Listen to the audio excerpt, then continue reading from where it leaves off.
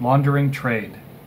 The government wants to increase exports to beguile the American people into re-electing them. They offer incentives to business in the form of tax exemptions and shelters termed cost offsets.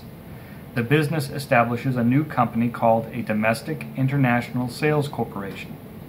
The DISC is not required to perform business activities and is owned by the same bodies that own the business. It's like paying yourself. The DISC keeps up to half the proceeds of the sale and pays no taxes.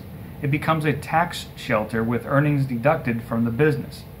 The DISC can loan money back to the business or simply exchange services to avoid taxes.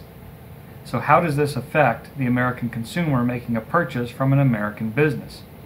The consumer buys the same product from the DISC at a lower price and is tax-free because the DISC uses a ghost company established in a free trade or trade-friendly nation, therefore no added import tariffs. The customer buys from the DISC buys from the business. The product is exported, either by truck or ship. Those vehicles are not tracked once they leave the country. Therefore, they can turn around and become duty-free imports. The product is then delivered to the customer. Business partners, affiliates, and part suppliers who might be too small to deal with the tracking and hassles of a DISC simply make a deal with an export management agent to act as a holding company.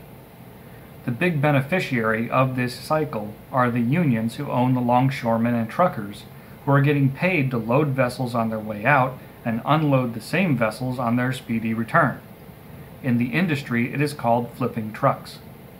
The unions pay the government through campaign contributions, votes, and protesters to further the politicians' careers and special interests.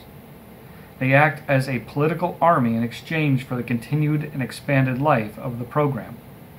The government recoups the lost revenue by simply raising taxes on the American people, or, as Obama calls it, increasing revenue enhancers.